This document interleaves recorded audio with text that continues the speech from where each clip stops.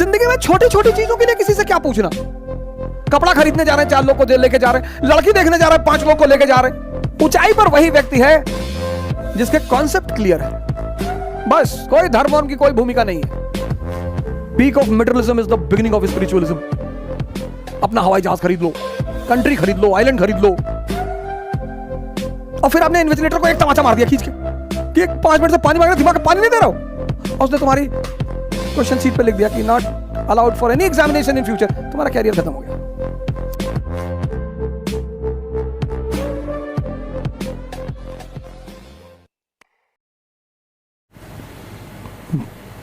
जय Hind friends. 3 class हैं दुनिया में, capitalist class, middle class, working class. Capitalist class, Ambani, clear concept.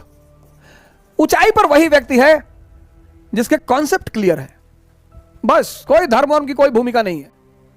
जिसके भी कॉन्सेप्ट क्लियर हैं वो अपनी क्षेत्र की ऊंचाई पर है। वो चाहे धर्म का कॉन्सेप्ट हो, चाहे समाज का कॉन्सेप्ट हो, कॉन्सेप्ट क्लियर होना चाहिए। मिडिल क्लास, इसके मिक्स्ड कॉन्सेप्ट है, मिक्स्ड। इससे पूछो शराब पीते हो? नहीं नहीं भैया, नहीं नहीं, ऐसा ही पूछ रहे थे। वो अमेरिका से हमारा एक दोस्त आया था, तो एक लाया था रॉयल एब्सोल्यूट, 40,000 की बोतल आती है। नहीं भैया, कभी कभी पी लेते हैं, होली होली में जैसे कहीं ऐसे कोई बात हो भैया तो एक आध पैक तो पी लेते हैं भैया, एक आध। नॉनवेज खाते हो? नहीं भैया, अंडा खा लेते हैं कभी कभी, और नॉनवेज तो नहीं खाते भैया। वो जो नॉनवेज का वो होता है, जूस होता है भैया, उसको खा सकते हैं भैया, गोश्त नहीं खाएंगे। ये है middle class. Working class, people without concept. ये जो मजदूर कौन है? जिनके पास जीवन में कोई कॉन्सेप्ट ही नहीं है। मजदूर हैं, 11 बच्चे हैं, 11। पूछो 11 बच्चे तुमको? 11 बच्चे कैसे हो गए? भैया ये भगवान के बच्चे हैं। अच्छा, तुम्हारा नाम भगवान है? नहीं नहीं भैया। अच्छा, पड़ोसी का नाम भगवान होगा? अरे भैया कैसी बातें कर रहे हैं, अबे तो कौन भगवान?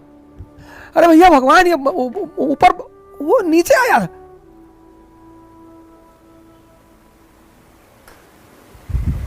दुनिया में हर वो आदमी मजदूर है जिसके अपने जीवन के कॉन्सेप्ट स्पष्ट नहीं है। सिंपल सिद्धांत है। दुनिया में हर वो आदमी महान है जिसके अपने जीवन के कॉन्सेप्ट क्लियर है। ये करना है मतलब करना है, क्योंकि आप बाहर निकलोगे, जितने लोगों से बात करोगे उतना कंफ्यूज होते चले जाओगे। हमें जब पहली गाड़ी लेनी थी तो हमारी श्रीमती जी बात करने लगी कि यार वैगनार लेने, WagonR is a middle class car and WagonR you don't get the feeling of a car. इन्होंने कहा यार वैगनार नहीं लेंगे। हमने कहा ठीक है वैगनार मत लो, दूसरी कोई गाड़ी ले लो। फिर उन्होंने बात किया तो बोली हुंडई लेंगे। हमने कहा हुंडई ले लो। फिर उन्होंने कहा कि नहीं हुंडई में यार मेंटेनेंस बहुत है और एवरेज बहुत कम है। हमने कहा तो छोड़ो, फिर कोई और गाड़ी देख लो। सर 5 महीना ये ड्रामा चलता रहा, गाड़ी आई ही नहीं, चूंकि लेना इन्हीं की मर्जी से था। फिर मैंने एक दिन इनसे कहा, मैंने कहा चल गाड़ी लेते हैं, चल। कौन सी गाड़ी? मैंने कहा चुप, कुछ बोलियो मत, चल। महिंद्रा के शोरूम पहुंचे सर, कॉन्सेप्ट महिंद्रा नोएडा में। मैंने कहा भैया स्कॉर्पियो लेनी है टॉप मॉडल।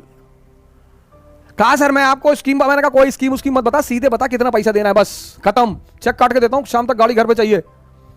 कहा स्कीम तो पूछ लिया। मैं कहा पूछना ही नहीं।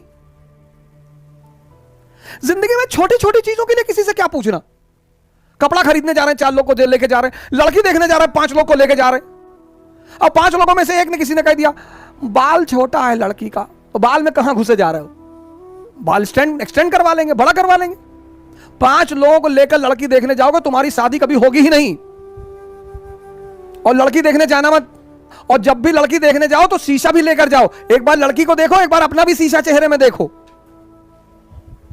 हिंदुस्तान में लोग लड़की देखने जाते हैं, इतनी औकात है तुम्हारी, लड़की देखने जाओगे।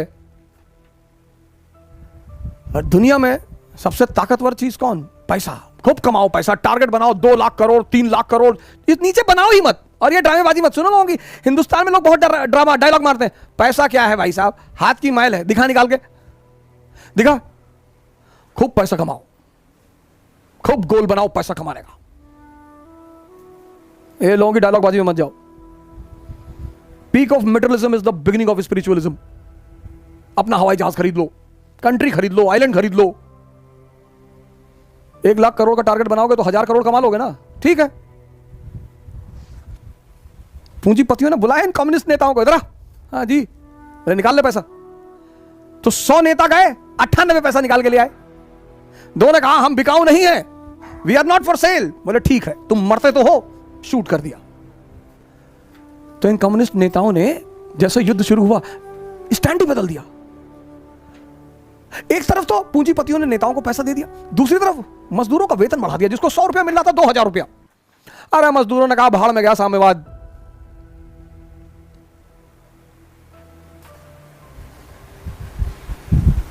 इसकी लड़ाई का मेन नारा क्या था? War against war. उसकी मेन कैलकुलेशन क्या थी? जैसे आप प्री देने गए और आप एंशिएंट और मेडिवल इंडिया छोड़ के गए कि यार एक एक क्वेश्चन आता है, छोड़ो। और जैसे आपने पेपर खोला 27 जून को, 10 अक्टूबर को, पता लगा पहला 50 क्वेश्चन एंशिएंट और मेडिवल इंडिया से। अब दो बातें होंगी। पहली, आप पैनिक में हो गए, गुस्से में हो गए, पापा ये सब तो पढ़ाया नहीं कोचिंग ने यार, वो कहानी सुना दी, ये सब बताया नहीं। और फिर आपने इन्विजिलेटर को एक तमाचा मार दिया खींच के कि 5 मिनट से पानी मांग रहा, दिमाग में पानी नहीं दे रहा हो। और उसने तुम्हारी क्वेश्चन शीट पे लिख दिया कि not allowed for any examination in future. तुम्हारा कैरियर खत्म हो गया। दूसरा चारा क्या है? तुम छत की तरफ ऐसे देख रहे हो और मुस्कुरा रहे हो कि नेता बना के मानोगे। और फिर तुमने 10 रुपए का एक सिक्का निकाला और हेड ऑन टेल AC, और तुम अपना ही नहीं कर रहे हो, दूसरों की मदद भी कर रहे हो। हाँ मार मार मार, 10th क्वेश्चन मराठा मार मार मराठा। वहां एक संभावना है, संभावना। ऐसा होगा नहीं कि तुम्हारा प्री निकल जाए, ऐसा होगा नहीं, लेकिन संभावना है। विषम परिस्थिति में अपने साहस को बनाकर रखो, रास्ते मिलेंगे। एक तो कम्युनिस्टों ने अपना नारा पलट दिया, ये आ गया गुस्से में, इसका पूरा खेल ही पलट गया। विलियम सेकंड का सारा प्लान ही फेल कर गया। जिसका मेन प्लान था वही फेल कर गया। और गुस्से में इसने इन्विजिलेटर को एक हाथ मार दिया खींच के। कौन था invigilator? United states of America.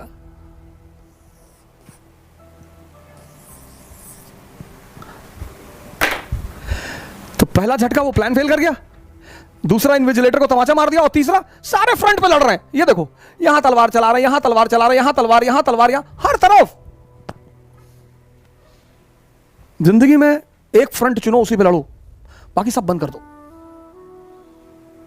सब देखो, ये सब सीख है, इसीलिए पढ़ाया जाता है। राजा बनने की बस एक ही रास्ता है, समझदारी। और समझदारी के विकसित होने का कौन सा रास्ता है? पढ़ाई। पढ़ाई से कोई राजा नहीं बनता। फिर से रिपीट कर रहा हूं, राजा बनने का बस एक ही सिद्धांत है, समझदारी। और समझदारी विकसित करने का एक ही अच्छा तरीका है, पढ़ाई। ये देखो, कहानी के साथ साथ मैसेज भी मिल रहा है कि हर फ्रंट पर मत लड़ो, नहीं तो तुम्हारी सारी ऊर्जा चूस ली जाएगी, निकाल ली जाएगी, खत्म हो जाओगे।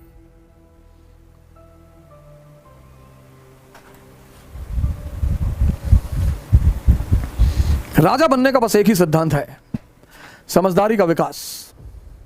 और समझदारी बढ़ाने का बस एक ही सिद्धांत है, नहीं, समझदारी बढ़ाने का सबसे अच्छा सिद्धांत है पढ़ाई। हमारे देश में लोग कहते पढ़ोगे तो राजा बनोगे। बिल्कुल नहीं, सवाल ही नहीं उठता, प्रश्न ही नहीं उठता, गलत है वो। पढ़ोगे तो नौकर बन जाओगे, लेकिन हां, अगर पढ़ाई से अपनी समझदारी का विकास कर लिए तब तो राजा बनोगे।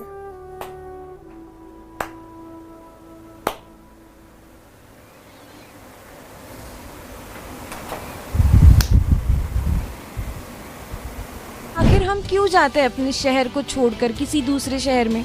आखिर ऐसी क्या मजबूरी होती है कि हमें अपना होम टाउन छोड़ना पड़ता है? जॉब, स्टडी और प्रिपरेशन, है ना? ऐसे में यूपीएससी की प्रिपरेशन करने वालों को अब पुणे छोड़कर नहीं जाना पड़ेगा, क्योंकि इकरा IAS आ गए हैं अब अपने सदाशिवपेट पुणे में, जहां पर यूपीएससी के लिए है बेस्ट फैकल्टीज फ्रॉम दिल्ली, जहां ओझा सर की गाइडेंस में यूपीएससी की बेस्ट प्रिपरेशन होती है। तो और क्या चाहिए?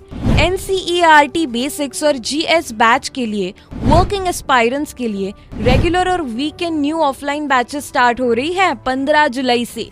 अगर आप इकरा IAS का फ्री डेमो लेना चाहते हैं तो कॉल कर सकते हैं 9823256625 पर, या विजिट कर सकते हैं www.iqrais.com पर। एक बार फुल एड्रेस बता देती हूँ। इकरा IAS about notebook hub, Tilak road, Sadashivpet, Pune.